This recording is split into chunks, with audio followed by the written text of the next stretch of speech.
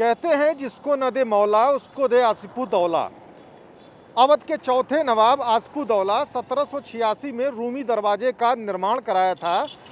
रूमी दरवाज़ा आज लखनऊ की एक सिग्नेचर बिल्डिंग मानी जाती है, लेकिन समय के साथ साथ ये बिल्डिंग भी अब जर्जर हो चुकी है।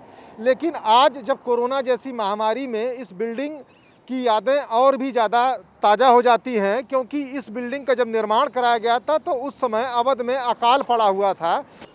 असल में ऐसा है कि 1775 में नवाब आसिफुद्दौला अवध के चौथे नवाब हुए।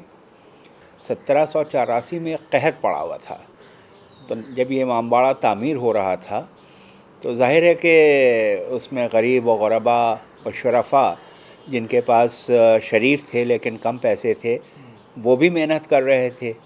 लेकिन उसमें एक चीज़ ये थी कि जो शरीफ लोग थे, अगर वो दिन में काम करते तो उनकी तौहीन होती और उनको वो काम आता भी नहीं था। तो नवाब आसिफुद्दौला ने जो कंस्ट्रक्टेड पोर्शन था, उन लोगों के ज़रिए मशल की रोशनी में उनसे कहा कि आप गिराइए। उसकी दो वजहें थीं। एक तो इनकी इज़्ज़त बची रहे, दूसरे उनकी मेहनत का उनको मुआवजा भी मिलता रहे और इस इमारत की तामीर में ताक़ीद भी होती रहे। यानी जब तक ये कहत है तब तक लोगों को रोज़ी और रोटी मिलती रहे। तो इस तरह का एक इन्होंने अपने गरीब परवरी का तरीक़ा निकाला था।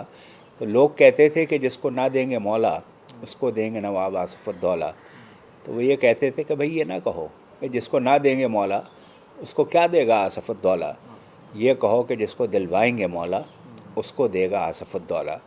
तो उस ज़माने से ये आप तसव्वुर कर सकते हैं कि लखनऊ के नवाबीन का और लोगों का क्या मिजाज था कि उनकी जो रियाया है वो तकलीफ़ में ना रहे, उनको रोज़ी और रोटी मिलती रहे।